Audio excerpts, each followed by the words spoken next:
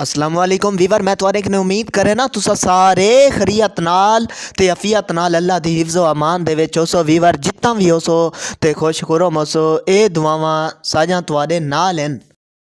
पर अज दा विलाग करने दे पैसे शुरू ते असां तुआकू अज दाऊद भाई गोल गप्पे आले नाल मुलाकात करवेंदे पैसे वीवर।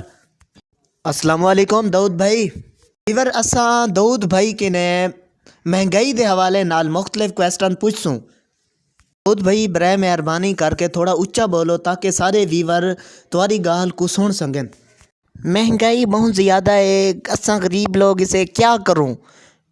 ना चीनी गिन सकते से ना घी गिन सकते से, सारे 7-8 बाल हैं, क्या कर रहे बंदा।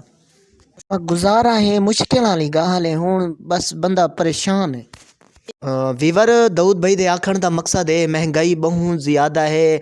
अगे बाल 5 रुपए की शै गिनते हैं बड़े खुश थी वेंदे हैं, 10 रुपए की प्लेट भर के देंदे हसे। हुण असा ही मजबूर इसे, असा हुण बेबस इसे। वज़ीर आज़म दाऊद भाई इमरान खान आके बस तुसा घबराओ थोड़ा बहुत कंट्रोल करने जेड़े लोग शुदे रेड़ी वाले हजरात हैं, ताकि इन्हें दे उत्ते बंडल थोड़ा पोसी ते जेड़ी आवाम घिनण वाले लोग हैं उन्हें दे उत्ते बंडल थोड़ा पोसी, क्योंकि ये बाल वीवर मैं तो आपको बस इहो ही पैगाम देना चाहना इंजे लोगें किने तुसा ज़्यादा तो ज़्यादा शै गिदी करो, मतलब चीज़ां गिदे करो, गोल गप्पे गिदे करो, दही बल्ले गिदे करो, ताकि इन्हें दा गुज़र बसर ज़िंदगी अच्छी गुज़र वने, ताकि इन्हें दी जिंदगी दे विच जेड़ियां पहले रौनकां हन, महंगाई किने पहले जेड़ियां रौनकां हन वो बहाल थी वजन, ताकि ये खुश थी वने, इन्हें बाल बच्चे भी खुश थी वने।